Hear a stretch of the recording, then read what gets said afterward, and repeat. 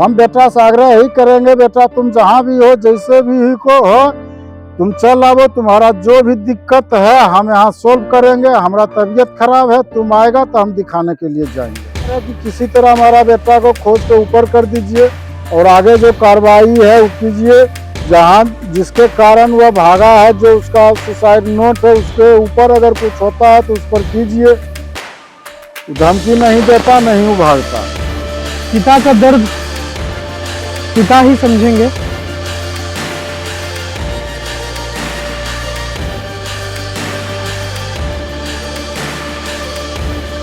पिता का दर्द पिता ही समझेंगे और पिता से बेहतर दर्द कोई समझने वाला है तो वो पुत्र भी समझ सकते हैं। पुत्र पैसा नहीं देने के बाद शंका के दृष्टि से वो सब देखने लगा कि बाप जब नहीं रहो, भाई जब नहीं रहो, पुआ कन मत जाओ, चाचा कन मत जाओ, चाची कन मत जाओ, पुराना घर पर मत जाओ, मैंने कि तुम कहीं नहीं जाओ, हम जहाँ जाएगा वहाँ हम भी साथ ही जाएंगे। सासू ससुर अपने जो है राजद का नेता है और अपने को उसका पत्नी बार बार कहता था कि हम जो है सो आपको झूठा केस में फंसा देंगे, आपको दहेज उत्पीड़न में फंसा देंगे, जेल में भी बढ़िया से रहने नहीं देंगे, हमारा बाप बहुत पहुँच तक का है। बात उनकी पत्नी से हुई है। 22 तारीख को लास्ट बात उसके पत्नी से हुई। उनके पिता आरजेडी के नेता है, वो अपने आप को बहुत बड़ा नेता समझते हैं। भारत प्राइम लाइव और मैं आपके साथ हूँ हर्षराज। लखीसराय के लक्ष्मीपुर में एक ऐसा मामला सामने आया है जो कि सुसाइड नोट एक लड़का अपने घर से लिखकर बाहर निकलता है। उन्होंने कहा है सुसाइड नोट्स में, हम जो सुसाइड नोट्स हमारे पास है तो सुसाइड नोट्स में उन्होंने लिखा है कि हम तंग आ गए हैं अपने ससुराल पक्ष से, 2 बार हम आत्महत्या करने का प्रयास किए, मैं विफल रहा, हिम्मत नहीं जुटा पाया। उसके बाद उन्होंने एक 7-8 पेज का सुसाइड नोट लिखा। सुसाइड नोट पे अपना परिवार यानी साला, पत्नी जो रजनी कुमारी नेहा बताया जा रहा है, ससुर जितेंद्र कुमार राजा हैं, साला सूरज कुमार और अपनी सास है, उसको लेकर उन्होंने टोटल चीज अपने सुसाइड नोट पे लिखा। इसको लेकर सुसाइड नोट जब उन्होंने लिखा, वो अपने घर से कहा कि हम पटना जा रहे हैं, शाम तक लौट जाएंगे। घर वाले को कतई ये पता नहीं था कि हमारा बेटा गया कहाँ। जब कुछ पैसे की जरूरत हुई, क्योंकि फोन पे गूगल पे खुद वो रखता था, तो उनके पिता को पैसा की दरकार पड़ी, तो अपने बेटा को फोन किया। बेटा से फोन किया तो 12 बजे फोन कॉल ऑफ आया, फिर 2 घंटे बाद किया, लगातार कॉल करने के बाद 6 बजे शाम उन्होंने कॉल किया तो लास्ट तक मोबाइल ऑफ बताया। और बताने के बाद उनके जो पिता हैं वो अपने घर में गए, सब कुछ जहाँ चेंज रुपया रखा जाता है वहाँ जब वो गद्दा उठाए तो उस पर एक बड़ा सा कॉपी, जो कि स्कूल मेट का कॉपी बताया जा रहा है शायद, उसमें टोटल सुसाइड नोट लिखा हुआ था। इन डिटेल हमारे साथ उनके पिता हैं। क्या नाम हुआ आपका? हमारा नाम सचिंदर कुमार उर्फ पप्पू सिंह। पप्पू जी, कहा जा रहा है आपके बेटा सुसाइड नोट लिख कर चले गए, कहाँ गए, कुछ ऐसा पता चला है? क्यों लिखा गया सुसाइड नोट? उसमें उन्होंने लिखा है, मैं सत्यम अनमोल अपने पूरे परिवार से एक कदम उठा रहा हूँ कि मैं अपने लाइफ से बड़ी तंग आ चुके हैं। रजनी कुमार ने वह जो है पत्नी से, ससुर से, साला से, सास से बहुत तंग था, उसको बहुत टॉर्चर किया जाता था। लेकिन हम इज्जत प्रतिष्ठा को देखते हुए हम उसको बहुत दिन से कह रहे थे कि तुम ही जरा डाउन हो जाओ, तुम ही जरा 1-2 साल बर्दाश्त कर लो, सब कुछ ठीक होगा। लेकिन उसके बाद उसका परिवार, ससुराल वाले जो भी थे और ज्यादा उस पर हावी हो गए। 21 तारीख को रात में उसका ससुर जो है सो फोन किया है, धमकी दिया है कि 1 नवंबर को हम बता देंगे। जो कि हम 22 तारीख को उसके ससुर को पूछे कि जब 17 तारीख को हमसे बात हुआ तो फिर आप 21 तारीख की रात में उसको टॉर्चर आप क्यों कर रहे हैं? तो नहीं, हम सब ऐसा नहीं कहेंगे, उनसे नहीं बात करेंगे। 22 तारीख के रात में उसका पत्नी से 45 मिनट बात है, लास्ट कॉल उसी का है, उसका पत्नी का है। उसके बाद से वह कह के निकला और अभी तक नहीं आया। 23 तारीख को हम 12 बजे दिन में उसको फोन लगाए, कुछ दवा मंगाना था जो कि पटना में मिलता है, लखीसराय में नहीं मिलता है, लेकिन उसका स्विच ऑफ था। शाम को हम खोजते ढूंढते दिन भर लगाते रहे, फोन नहीं हुआ, स्विच ऑफ था। रात को हम 6 बजे जब अपना पलंग के नीचे जब चेक किए, कुछ पैसा के लिए गए थे तो वहाँ एक कॉपी मिला। जिसमें कि एक सुसाइड नोट लिखा हुआ था। उसमें जब देखे तब तो हमारा दिमाग काम ही नहीं किया। तो फिर जहाँ तहाँ हम अपना कुटुंब रिलेशन में उसका दोस्त साथी को पता किए, कहीं कुछ नहीं मिला। उसके बाद हम 24 तारीख को सुबह में गए बरैया थाना, वहाँ सनहा दर्ज करवाए। सनहा दर्ज करवाने के बाद भी आज तक के उसका कोई भी अता पता नहीं चला है। वो ससुराल पक्ष से बहुत ज़्यादा पीड़ित था। ससुराल वाले ऐसा क्यों कर रहे हैं? ससुराल वाले उसको कह रहे थे बाप माई से अलग रहने के लिए, फुआ करने जाने के लिए, कहीं परीक्षा देने के लिए नहीं जाने के लिए जाएगा तो हम भी साथ जाएंगे। क्यों ऐसे कर रहे थे? क्यों, उसका क्या मनसा था? उसका था कि हम दोनों अपना अलग रहें, कहीं बाहर में रहें। आपसे कुछ खटपट हुआ था क्या, जो आपसे वो अलग रहना चाह रही थी वो? हमसे तो कोई आज तक के खटपट नहीं हुआ फिर है। अब अलग क्यों रहना चाह रही थी? तो इतिहास पता करने का चीज है कि दरियापुर में कोई भी नहीं बताएगा कि हमारा घर परिवार में आपसी में कभी किसी से तो हुआ। पूछिए, एक हम यहाँ रोकेंगे आपको। क्या ऐसा हुआ जो अलग रहना चाह क्यों रही थी? तो उसकी सोच है, वो चाहता था कि हम अलग रहेंगे। आज का जो युग जमाना है, फास्ट फूड खा के अपना जिंदगी बितावेंगे, लेकिन लड़का कमाता नहीं था। उसके बाद ही हम उसको कहे कि अगर अलग रहना तो तुम रहो, तुमको हम देंगे अलग से भी खर्चा हाँ, आपने चुपके से। बताया हमको, हाँ। लेकिन वो हमको साथ छोड़ना नहीं चाह रहा था, अलग रहना नहीं चाह रहा था।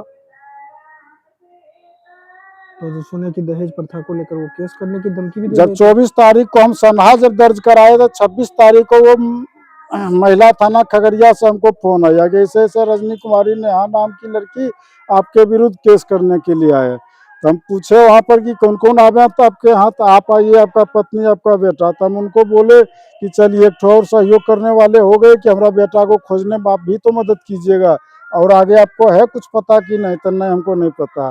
तो हमको बोले कि 23 तारीख से हमारा बेटा लापता है। हो सकता है कि वही लोग किसी तरफ बहला फुसला करके ले गए होंगे, और ऊपर से फिर हम पर गए दहेज उत्पीड़न का केस करने के लिए। तो हम उनको बोले कि हम इसमें क्या जवाब देंगे? अब तो बरैया थाना जवाब देंगे। तो बरैया थाना से उसमें महिला थाना को व्हाट्सएप पर यहाँ का जो कॉपी सनहा का दिया हुआ।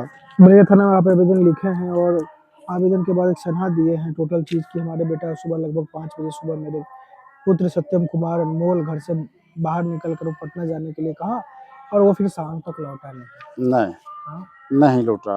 पुलिस की कोई गतिविधि इसमें आपका तेज? पुलिस तो अपना भर जांच पड़ताल कर रहे हैं। उधर छठ था, उसके बाद इलेक्शन था, तो उधर कम हुआ, लेकिन इधर बड़ा बाबू भी आश्वासन दिए, एसडीपीओ साहब भी आश्वासन दे रहे हैं कि नहीं, इसमें जैसे होगा हम लग के, अपने से लग के इसको हम खोजेंगे। क्या लगा सत्यम कुमार आत्महत्या करके निकलने के लिए प्रयास कर सकता है, वो ऐसा था क्या?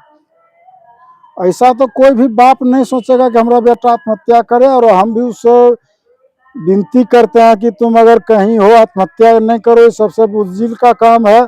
जो आगे है उससे लड़ेंगे झगड़ेंगे, वो यहीं पर जिएंगे। तुमको जो दिक्कत है तुम आ जाओ, हमको कहीं भी दिखाने की जरूरत होता है। उसका माँ का इलाज हुआ, वही जाके देहरादून में दिखाया। और हम भी, हमारा तबीयत खराब है, वही आएगा तो हम भी जाके दिखा पाएंगे। हमारा भी घुटना का ऑपरेशन है बेलोर में कराना, वो रहेगा तभी हम करा पाएंगे, भी ऐसा नहीं करा पाएंगे। हम उससे विनती करते हैं कि तुम कहीं भी है चले आवो, तुमको जो दिक्कत है ससुराल पद से बैठ के हम उसको निदान करेंगे। आपका बेटा बड़ा शांत सोबर का था, बहुत शांत स्वभाव का था, लेकिन ये कुल जितना न टॉर्चर किया कि क्या बतावे। अब इतना न वो अथी हो गया कि हमको। ये प्रकरण शुरू 2023 में आपका बेटा का शादी हुआ है।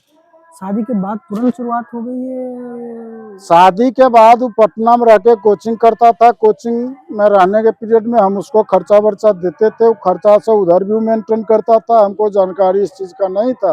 वो इधर उधर से भी 10-50 हज़ार रुपया लेके वहाँ मेंटेन किया। जो दिया गया, तारापीठ गया, दुर्गा, अपनी पत्नी के साथ? हाँ, अपनी पत्नी के साथ गया। लेकिन जब हम उसको पूछे कि तुम तैयारी क्या कर रहा है? पापा जी ऑनलाइन कर रहे हैं। तो हम बोले कि तो ऐसा करो, जब ऑनलाइन करता है तो चल आओ यहाँ, यहीं से अपना ऑनलाइन तैयारी करो और अपना यहाँ रोजगार धंधा जो है उसको भी देखो।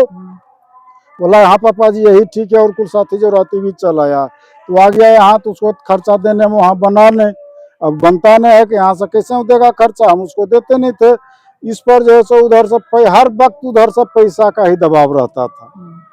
पैसा नहीं देने के बाद वो शंका के दृष्टि से वो सब देखने लगा। कि बाप जब नहीं रहो, भाई जब नहीं रहो, फुआ कन मत जाओ, चाचा कन मत जाओ, चाची कन मत जाओ, पुराना घर पर मत जाओ, मैंने कि तुम कहीं नहीं जाओ, हम जहाँ जाएगा वहाँ हम भी साथ ही जाएंगे। लास्ट टाइम किससे मिल के गया कि हम पटना जा रहे हैं?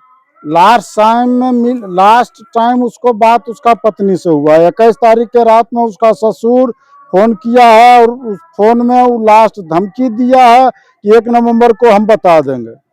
ससुर तो कहता है बहुत बड़े पहुंच वाले हैं, ससुर नोट पर ऐसा लिखा गया है। ससुर अपने जो है राजद का नेता है और अपने को जब वो धमकी दिया था तो आपके बेटे ने लोकल कोर्ट में एक याचिका भी दर्ज करवाए थे। हाँ, उसके ये विरोध चीज में। हमको बाद में मालूम चला। करीब 25 तारीख को जब हम उसका कागज उगज कॉपी खोजने लगे तो 7वां महीना में कोर्ट में भी एक वो संज्ञा दर्ज किए है। उसका पत्नी बार बार कहता था कि हम जो है सो आपको झूठा केस में फंसा देंगे, आपको दहेज उत्पीड़न में फंसा देंगे, जेल में भी बढ़िया से रहने नहीं देंगे, हमारा बाप बहुत पहुंच तक का है। लास्ट बात उनकी पत्नी से हुई है। 22 तारीख को लास्ट बात उसके पत्नी से हुई। उनके पिता आरजेडी के नेता हैं।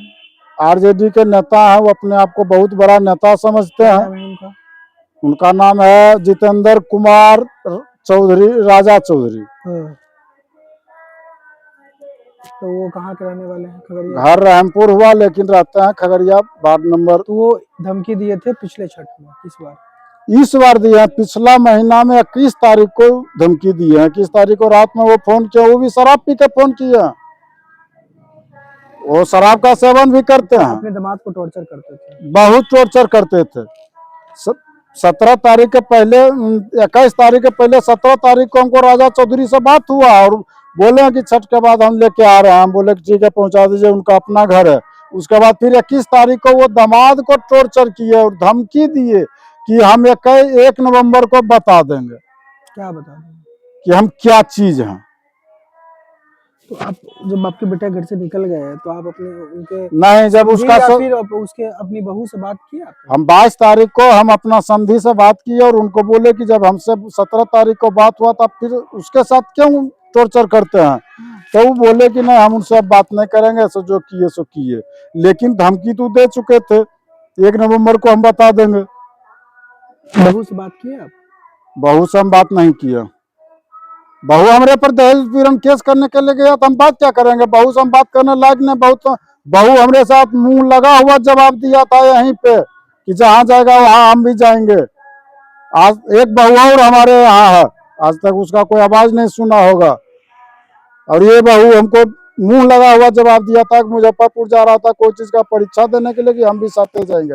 हमारा भाई का पत्नी, हमारा भाई से नाम है, उसका पत्नी का ऑपरेशन था दिल्ली में, उसमें हम भेज रहे थे हम अपना पत्नी को, अपना बेटा को। ये नाटक कर दिया कि हम भी जाएंगे, जहाँ जाएगा वहाँ हम भी जाएंगे। हम रिजर्वेशन कैंसिल करा दिए। दूसरा दिन जब ऑपरेशन के दिन हम भतीजी को जब पूछे कि खाना खाया, जब बोला कि नहीं काका जी मैगी खाया, तब फिर हम बलजोबड़ी भेजे हम अपना पत्नी को और बेटा को वहाँ। अगर ये वीडियो इनके पुत्र अनमोल देख रहे हैं, पिता के दर्द को समझिए और इनसे एक बार बात करिए। बेटा से आग्रह क्या करते हैं? हम बेटा से आग्रह यही करेंगे, बेटा तुम जहाँ भी हो, जैसे भी ही को हो, तुम चल आओ। तुम्हारा जो भी दिक्कत है हम यहाँ सोल्व करेंगे। हमारा तबीयत खराब है, तुम आएगा तो हम दिखाने के लिए जाएंगे। मार्मिक बात है, बोल रहे तबियत खराब की बात। उसको भी पता है हमारा घुटना में दर्द है, हमारा किडनी में भी बीमारी है।